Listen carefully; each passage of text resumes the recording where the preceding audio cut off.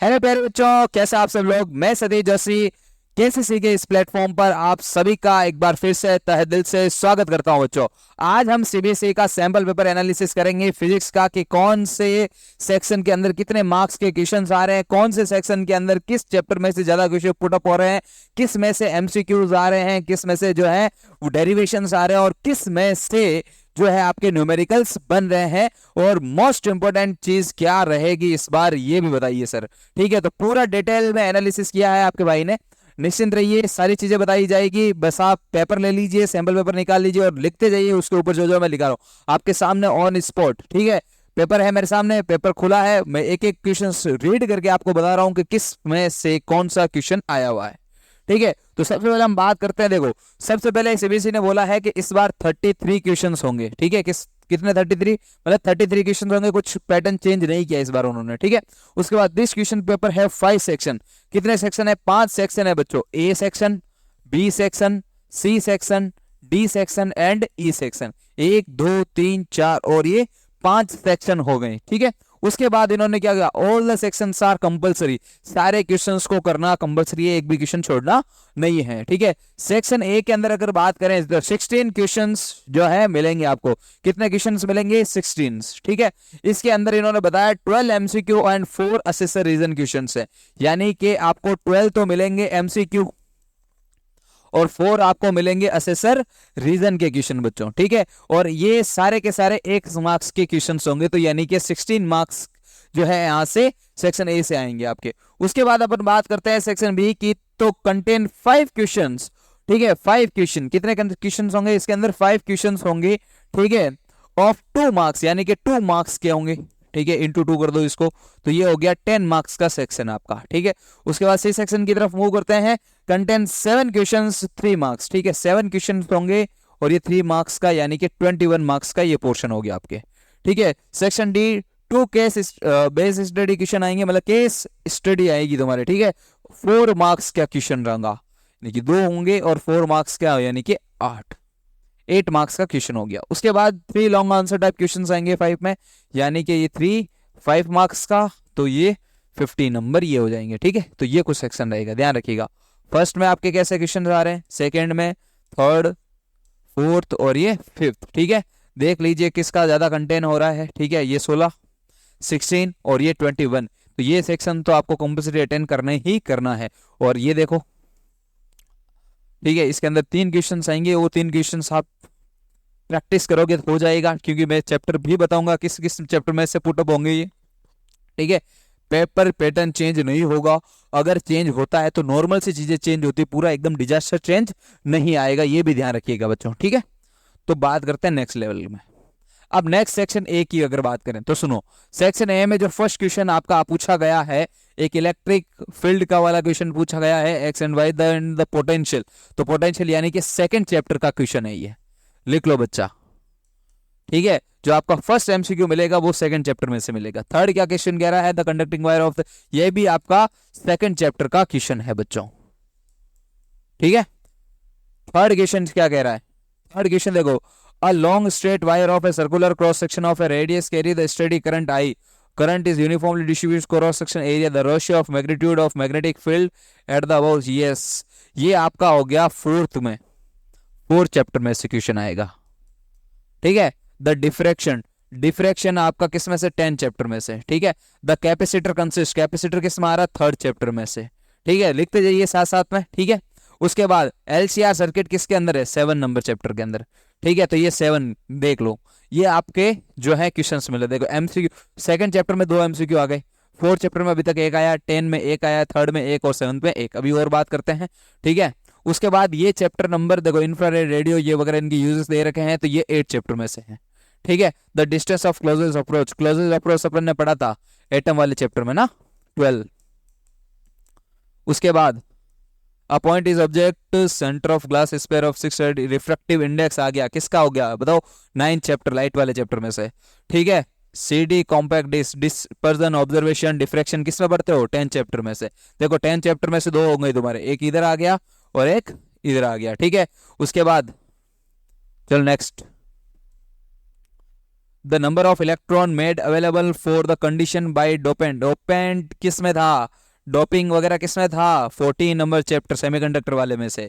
If copper wire is stressed to make the radius, अरे यार third chapter, ठीक है थर्ड चैप्टर में से देखो, थर्ड चैप्टर, ठीक है देखो दूसरे चैप्टर में 2 एमसीक्यू आ रहे हैं, थर्ड चैप्टर में से भी 2 एमसीक्यू पुटअप हो चुके हैं, 10 में से भी 2 पुटअप हो चुके हैं, ठीक है। नेक्स्ट पे अपन बात करते हैं, अब बात करते हैं असेसर रीजन। असेसर रीजन में आपको कौन कौन से चैप्टर जो है प्रिपेयर करने चाहिए, तो असेसर रीजन में हम देखो सबसे पहले आपको असेसर और रीजन के लिए कौन कौन से चैप्टर तैयार करने हैं, ठीक है। तो मैं चैप्टर बताता हूँ। सबसे पहला क्वेश्चन इसके अंदर कौन दे रखा है, ठीक है, on the increasing current sensitivity, यानी कि 4th चैप्टर। कैल्विनोमीटर किसमें, 4th चैप्टर में। द हाइड्रोजन एटम, ये किसके अंदर दे रखा है, 12th चैप्टर में। उसके बाद न्यूक्लियाई, न्यूक्लियाई वाला चैप्टर याद आ रहा है, 13 चैप्टर, ठीक है। उसके बाद डी ब्रोगली वेवलेंथ यानी कि 11 चैप्टर, खत्म, ठीक है। ये 4 क्वेश्चन आ रहे हैं और ये 4 क्वेश्चन आप रट लेना कैसे भी करके, ठीक है। इनमें से आप असेसर रीजन की प्रैक्टिस करें। पूछ लेंगे कि भैया असेसर रीजन कहां से करें, तो असेसर रीजन ये रहे, ठीक है। इन चैप्टर के भी ऊपर प्रैक्टिस करें असेसर रीजन के लिए। 4 चैप्टर है, 12 चैप्टर है, 13 चैप्टर है और 11 चैप्टर है, निश्चिंत रहिए। उसके बाद सेक्शन बी यहां से शुरू हो जाता है। तो सेक्शन ए आपका खत्म हो चुका है। सेक्शन ए के अंदर ये रहे सारे आपके एमसीक्यू वगैरह, मैंने डिटेल में बता दिया आपको। दूसरे चैप्टर में से 2 एमसीक्यू आ रहे हैं, 4th में से 1, 10 में से आपके 2 आ रहे हैं, 10 में से, ठीक है ना। और उसके बाद 3rd में से भी 2 आ रहे हैं, 7 में से 1 आ रहा है एमसीक्यू, ठीक है। 8 में से भी 1 आ रहा है, 12 में से भी 1 आ रहा है और 14 में से भी 1 एमसीक्यू जो है पुटअप हो रहा है और 9 में से भी 1 एमसीक्यू जो है पुटअप हो रहा है। ये लिख लेना बच्चों, ठीक है। उसके बाद असेसर रीजन किस में से आएंगे ये भी लिख लो, ठीक है। 4 चैप्टर, 12 चैप्टर, 13 चैप्टर और 11 चैप्टर के जो हैं असेसर रीजन पूछे जाएंगे। अब बात कर देते हैं अपन सेक्शन बी की। तो सेक्शन बी के अंदर अपन ने बात की थी, तो सेक्शन बी के अंदर देखो, सेक्शन बी ये रहा, आपको 5 क्वेश्चन मिलेंगे और वो 5 क्वेश्चन किस किस चैप्टर में से मिलेंगे वो बात करते हैं। देखो सबसे पहला 17 नंबर से स्टार्ट हो जाएगा आपका, a platinum surface having a work function, ठीक है। वर्क फंक्शन किस में से पूछा गया है, एसोसिएट वेवलेंथ वगैरह पूछी गई है। कौन सा है ये, 11 चैप्टर है। कौन सा चैप्टर है, 11 चैप्टर है। तो यहां से शुरू कर देना, एक 11 में से क्वेश्चन आएगा, ठीक है। उसके बाद a beam of light consist of A 2 wavelength, ये दे रखी है आपके। इन इंटरफेरेंस यंग डबल स्लिट भी आ गया, तो किस में से है, 10 चैप्टर में से, ठीक है। देखो इसके अंदर चॉइसेबल क्वेश्चन है, दोनों में से कोई एक करोगे, ठीक है। उसके बाद ये क्वेश्चंस क्या कह रहा है, P and Q are 2 identical charge particle of a mass दे रखा है, चार्ज दे रखा है, moving with the same speed दे रखी है, shown in figure. 2 particles are equidistance, 2 particles जो है इक्विडिस्टेंस के ऊपर भी दे रखे हैं, वाई एक्सिस के ऊपर दे रखा है। At the instant magnetic field switch on so that the 2 particles under head on collision, थोड़ा सा इसको घुमाया गया है, ठीक है ना, थोड़ा सा क्या बहुत ज्यादा घुमा दिया। the direction of magnitude field, the magnitude of magnetic field applied in the region, यानी कि ये आपका आया है 4th चैप्टर में से, खतरनाक क्वेश्चन पूछा गया है 4th चैप्टर में से, ठीक है। ये आपका थोड़ा सा लेवल हो जाएगा इसका। उसके बाद इसके अंदर एक और क्वेश्चन डाल दिया है, कौन सा, a proton is moving with the speed of this, ठीक है। यूनिफॉर्म मैग्नेटिक फील्ड, वेलोसिटी दे रखी है, एंगल भी आपको दे रखा है, magnitude, calculate the pitch, helical path वगैरह किसके अंदर, 4th चैप्टर में से, ये भी 4th चैप्टर में से, ठीक है। तो 4th चैप्टर में से देख लो क्वेश्चन बन रहे हैं इस बार भयंकर वाले, ठीक है। बाइंडिंग एनर्जी पर न्यूक्लियॉन्स, बाइंडिंग एनर्जी पर न्यूक्लियॉन्स वाला क्वेश्चन कौन सा है, मतलब सॉरी चैप्टर कौन सा है आपका, बाइंडिंग एनर्जी वाला 12 चैप्टर, सॉरी 12 नहीं 13, ठीक है। ये लो 13 चैप्टर, तो आपका 13। अब देखो यहां पर अपन बात करते हैं, तो पहला क्वेश्चन 11 से था, उसके बाद आपका 10, 4, 4 और फिर 13 से, ठीक है। नेक्स्ट अपन बात करते हैं, देखो ये भी न्यूक्लियस वाला चैप्टर और ये भी न्यूक्लियस वाला, ठीक है। तो ये वाले क्वेश्चंस जो है न्यूक्लियर चैप्टर से आएंगे, 13 वाले चैप्टर से, ठीक है। उसके बाद देखो यहाँ पर एक cylindrical container of length cross section area दे रखा, डीसी सोर्स दे रखा, under grow the electric field set of the source of free electric region, drift velocity वाला कंसेप्ट पूछा गया है, कर्व बनाना है ड्रिफ्ट वेलोसिटी के साथ, यानी कि 3rd चैप्टर का क्वेश्चन है। किसका है बेटा, 3rd चैप्टर का क्वेश्चन है, लिख लो, मार्क कर लो, 3rd चैप्टर में से कहां क्वेश्चन आएगा, ये भी से उसका ही पोर्शन दे रखा है, ये भी 3rd चैप्टर का है, ठीक है। तो ये चीज ध्यान रखना।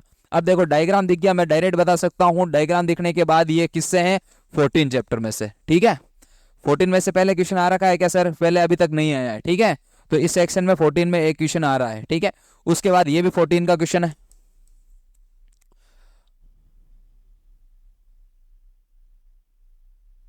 ठीक है, 14 का ये। Find the expression of the capacitance बोल दिया इसने, कैपेसिटेंस किस में से, सेकंड चैप्टर में से, ठीक है। तो सेकंड चैप्टर में से क्वेश्चंस आ रहे हैं। Draw the diagram of the formation image Cassegrain telescope, telescope वाला कौन सा चैप्टर है, 9 चैप्टर है, 9 चैप्टर है। 9 में से पहले से क्वेश्चन पूछ लिया गया, 9 में से अभी तक नहीं पूछा, तो इसमें से 9 में भी क्वेश्चन आ रहा है, ठीक है, हाँ या ना। यहां पर देखो ये 9 का ही क्वेश्चन है, ठीक है। उसके बाद ये पीएन जंक्शन यानी कि ये 14 का है।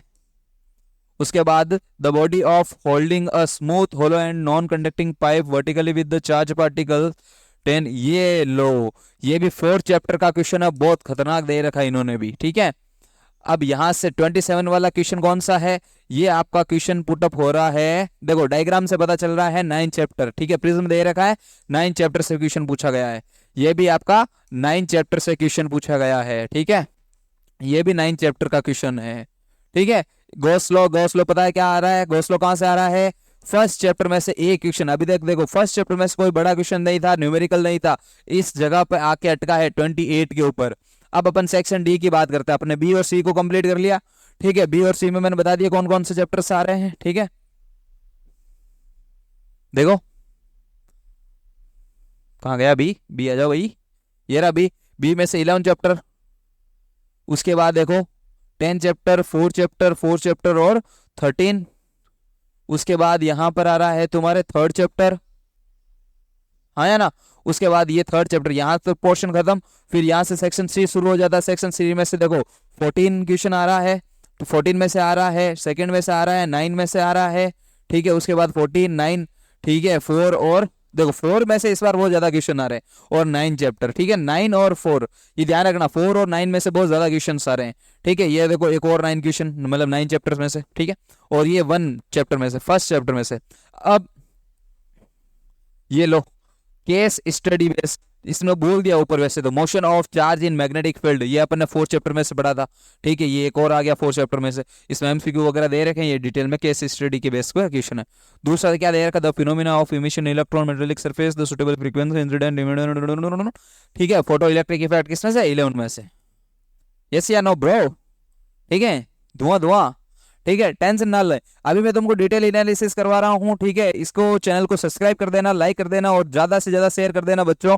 जब तुम्हारा बोर्ड एग्जाम होगा उससे पहले हम फोड़ देंगे ये सारी चीजें, ठीक है। जिस हिसाब से मैंने पेपर पैटर्न डिस्कस किया है उसी के हिसाब से मैं सारे के सारे क्वेश्चन आपके सामने लेके आऊंगा, पूरी डिटेल के अंदर। फिजिक्स में जो है आपको कोई भी डाउट नहीं रहेगा, आप कमेंट सेक्शन के अंदर मुझे बोल सकते हो कि भैया सबसे पहले ये चीज करवाएं या सबसे पहले ये चीज करवाएं, ठीक है। तो आज जैसे जैसे आपकी डिमांड होगी बच्चों की, वैसे वैसे जो है हम सप्लाई करते रहेंगे। यस बच्चा, बिल्कुल, जैसे जैसे आप जो है डिमांड करेंगे वैसे वैसे हम चीजें कराते रहेंगे, ठीक है। तो टेंशन ना लें, सीबीएसई का इस बार पेपर हम फोड़ देंगे फिजिक्स का, ठीक है। इजी से इजी और हार्ड से हार्ड लेवल के भी क्वेश्चन जो है हम डिस्कस इसमें कर रहे होंगे, ठीक है, निश्चिंत रहिए आप। अब ये देखो मेरे को डायग्राम देख के ही पता चल रहा है 11 चैप्टर में से ही है, ये इसी का ही क्वेश्चन है पूरा यहाँ पर, ठीक है। वो पूरा डिटेल के अंदर इन्होंने दे रखा है, तो ये अपन को सोल्व करना है, ठीक है। अब नेक्स्ट अपन क्वेश्चन पूछ लेते हैं सेक्शन ई में। सेक्शन ई यानी कि लास्ट में आपका 3 क्वेश्चन आ रहे हैं इसमें, और 5 मार्क्स के क्वेश्चन आ रहे हैं, बहुत ही शानदार चीजें हैं, ठीक है। तो इसमें सबसे पहले आपको जो क्वेश्चन मिल रहा है वो कहां से मिल रहा है, तो ये पहला क्वेश्चन आपको जो मिल रहा है ओम्स लॉ किसमें से, 3rd चैप्टर में से, और इसमें भी 3rd चैप्टर देखो, ठीक है। और ये इजी न्यूमेरिकल है, कुछ हार्ड न्यूमेरिकल भी नहीं है।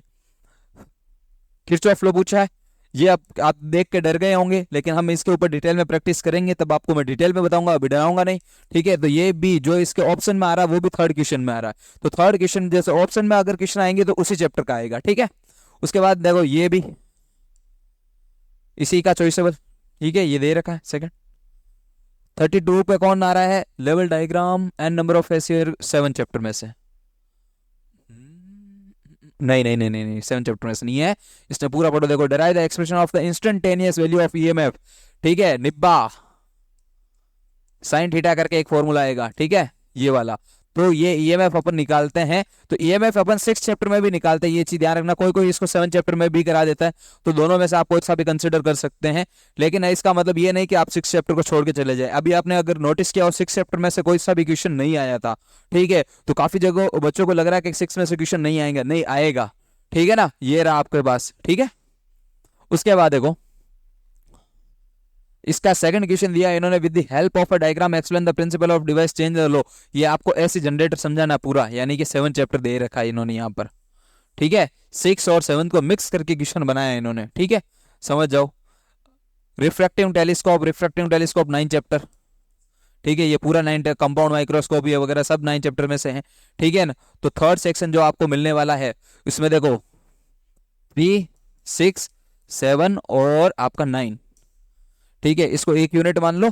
ठीक है, क्योंकि एक क्वेश्चन इन दोनों में से आएगा और एक इनमें से और एक इनमें से। ठीक है, 1 2 3 3 क्वेश्चन इसमें से जो है पुटअप होने वाले हैं। तो इस हिसाब से अगर आप तैयारी करते हो या इस पेपर को फॉलो करते हो तो आप मान के चले हो परसेंटेज गेनिंग के मार्क्स जो हैं आप लेके आओगे। ठीक है, ऐसे नहीं है कि नॉर्मल नंबर लेके आओगे, आप हाई मार्क्स लेके आओगे। ठीक है, क्योंकि आपने पेपर को फॉलो किया है, पैटर्न को समझा है। ठीक है, और हाँ मैं एक और चीज बता देता हूँ, हम सिलेबस करवा के फिर हम डिटेल में एनालिसिस कर रहे होंगे प्रीवाइस क्यू, यानी कि 10 ईयर के पीवाईक्यू जो है हम डिस्कस करेंगे इसके अंदर। ठीक है, तो निश्चिंत रहिए, एक एक चीज जो है डिटेल के अंदर करवाई जाएगी, आपको घबराने की जरूरत नहीं है। बस आपको इस चैनल पर प्यार देना, बस प्यार देना है, लाइक करना है, सब्सक्राइब करना और दिल देना है। ठीक है, तो टाटा।